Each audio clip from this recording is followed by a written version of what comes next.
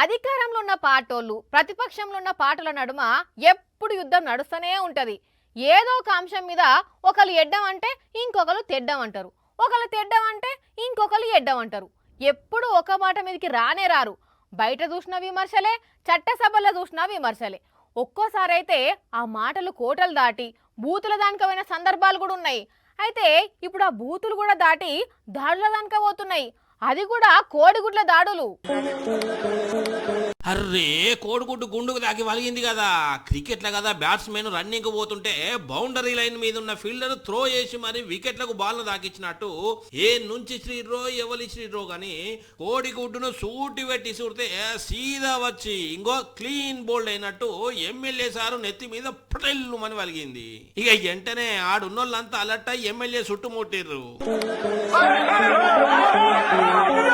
ఇంతకీనే ఎక్కడ ఎమ్మెల్యే అనే నా మీ డౌట్. కర్ణాటక బీజేపీ ఎమ్మెల్యే పేరు మునిరత్న బెంగళూరులో ఓ కార్యానికి పోతుంటే ఇట్లా కోడిగుడ్డు దాడి జరిగింది.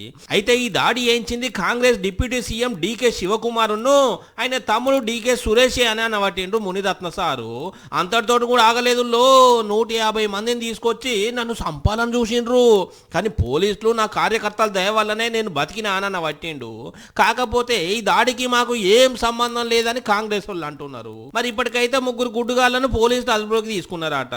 మరి పురాగా విచారణ చేస్తే ఈ గుండు మీద ఇచ్చిన గుడ్డు కుట్ర ఎవరిదో తెలుస్తుంది. అప్పుడు వాళ్ళ గుండు మీద ఓ ఆమ్లెట్ వేసినట్టు చర్యలు తీసుకోవచ్చు. కానీ రాజకీయాలల్లా ఏదన్నా ఉంటే మాట్లాడుకోవాలి, కానీ ఇట్లా దాడులు చేస్తారా అనుల్లా ఎక్కడన్నా మరీ టూ మచ్ పోన్రీ.